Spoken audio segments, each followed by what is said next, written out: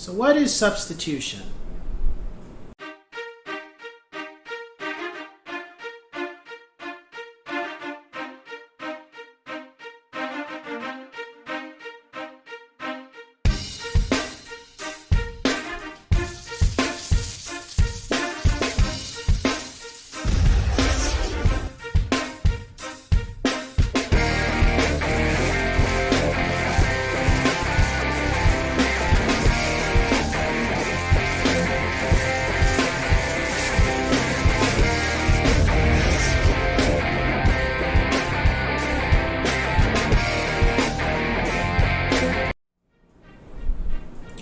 What's going on, ladies and gents in Cyberland? Coming back to you with another educational video of real estate, and this time we're going to be talking about substitution and what exactly is it. So when somebody's looking at buying a property, however, they're looking for something that is equal to their property in regards to square footage, lot size, and amenities, that can be considered a substitution. Pretty much where you buy a property that is equally yoked to the same one that you currently are living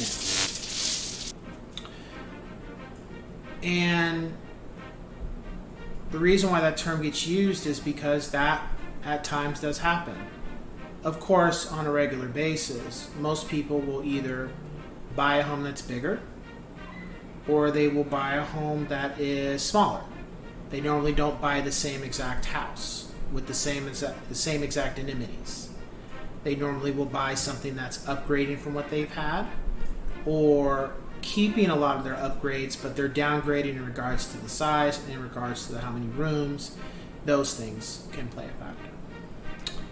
The other thing I've dealt with is a 1031 exchange, which is similar to a substitution, except with a 1031 exchange more so deals with a tax situation, whereas a substitution is you're delving more so in a sometimes you're buying the exact same property, but the price might be a little different. It may not be exactly the same. Now,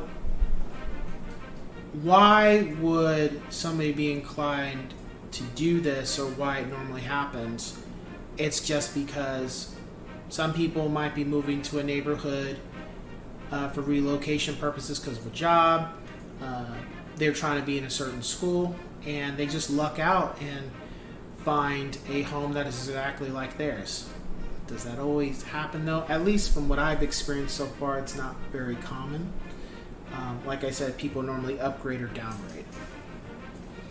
However, it does happen. I've seen one situation where somebody, and I don't know this person, this is actually just me researching, is that somebody literally bought the house next door to them, and it was the same design and everything. They literally just walked all their stuff next door. Literally, they didn't even have to call a moving truck. They just decided that they didn't want to be on the corner, and they'd rather be next door to the house that wasn't on the corner, so it was a substitution because the house was exactly the same. And I always wondered with that, like, why would you not just buy, well, maybe that house wasn't available. But situation like that. And then there's some cases where somebody just happens to luck out, and because one thing I've learned about when homes are built, that when a home is built, they sometimes have it to where these two homes are the same design across the street from each other, and then these two homes are the same design across the street from each other, and then the first set of homes are now the same type of homes for the third set. And they do stuff like, they don't make the whole row the same exact house, but they do it in, okay, homes A on the left side and the right side of the street are going to be this homes A. Homes B are going to be this design, but then homes C are going to be like A, and then homes D are going to be like B. And sometimes you'll have situations where buyers they'll be able to substitute that way as well. It's really funky at times, you know.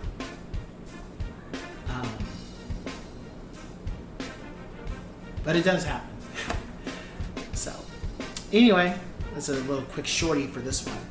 Anyway, I will catch you guys on the next one. Take care.